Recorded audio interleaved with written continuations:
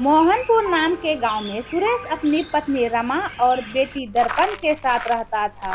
मोहन को एक छोटा सा ढाबा था जो बहुत अच्छा चलता था। एक दिन की बात है, सुरेश कुछ सामान खरीदने शहर जा रहा था। रास्ते में एक हादसे में उसकी मृत्यु हो जाती है, जिसके सदमे से सुरेश की पत्नी रमा का भी तबीयत खराब हो जाता है और इलाज में जमा किए हुए सारे रुपए खर्च हो जाते हैं।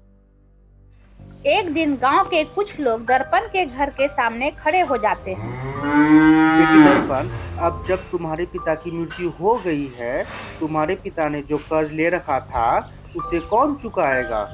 काका, मुझे मालूम है कि मेरे पिताजी ने आप लोगों से कर्ज ले रखे हैं, लेकिन मैं क्या करूं? जो भी रुपया जमा किए थे वो मेरे माँ के इलाज में खर्च हो गए हैं। लेकिन मैं आप सबसे वादा करती हूँ कि जितने भी कर्ज हैं उसे मैं चुकाऊंगी। तुम तुम तो एक लड़की हो। सुरेश को तो कोई पुत्र भी नहीं है। मैं कहता हूँ तुम अपने पिता का ढाबा और जो खेत है उसे बेच दो। ऐसे तुम्हारे कर्ज भी खत्म हो जाएंगे और कुछ दिन तुम अच्छे से गुजारा भी कर लोगी। काका, मैं लड़की हूँ तो क्या हुआ? मैं भी कड़ी मेहनत कर सकती हूँ। मैं आपको वचन देती हूँ कि 6 महीने के अंदर मैं आपके सारे कर्ज चुका दूंगी। ठीक है बेटी, मैं तुम्हें 6 महीने का वक्त दिया। उसके बाद तुम्हारे सारे संपत्ति पे हम लोग का अधिकार होगा।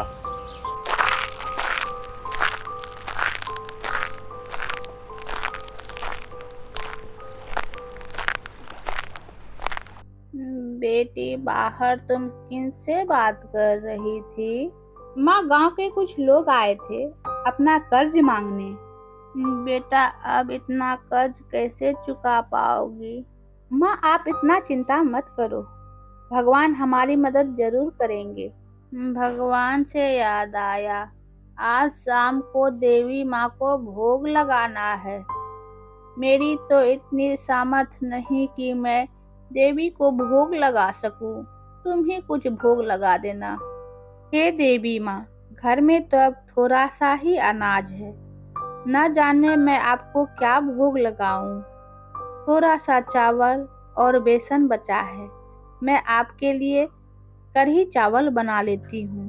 दर्पण कढ़ी चावल को लेकर जंगल में जाकर देवी माँ को भोग लगाती है।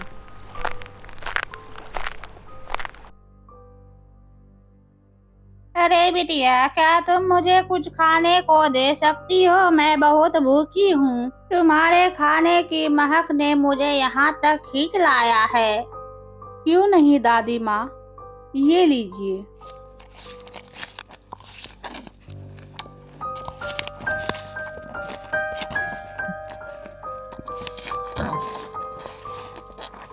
बेटी, तुम्हारे हाथों में तो जादू है। इतना स्वादिष्ट खाना मैंने आज तक नहीं खाया। क्या तुम मुझे हर रोज भोजन ला के दे सकती हो? दादी माँ, मेरे पास तो बस आज तक का ही चावल था। मैंने सोचा था कि माँ को भोग लगाने के बाद यह खाना मैं अपनी माँ को खिला दूंगी, लेकिन आप भी भूखी हैं। आप खाए या मेरी माँ, बात तो बराबर ही है। अरे बेटी, तुम चिंता क्यों कर रही हो? जाओ अपने रसोई घर में जाकर तो देखो, तुम्हारा रसोई घर राशन से भरा मिलेगा।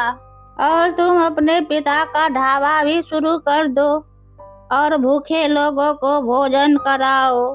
पर इतना याद रखना, कोई पैसे की वजह से भूखा ना घूर पाए। याद रखना बेटा, कोई खाली पेट ना वापस जा पाए, नहीं तो सारी जादू खत्म हो जाएगी। मेरा आशीर्वाद तुम्हारे साथ है। जब दर्पण घर आकर अपने रसोई में जाकर देखती है तो सारा रसोई राशन से भरा पड़ा मिलता है और दर्पण अपने पिता का ढाबा को शुरू कर देती है। वह अपने ढाबे पर कढ़ी और चावल को बेचती है। दर्पण सबसे कम कीमत पर सबको भरपेट कढ़ी चावल खिलाती है और गरीब लोगों को मुफ्त में भोजन कराती है। कुछ ही महीनों में दर्पण अपने पिता का कर्ज भी चुका देती है। अब दर्पण खुशी खुशी जीवन जीने लगती है।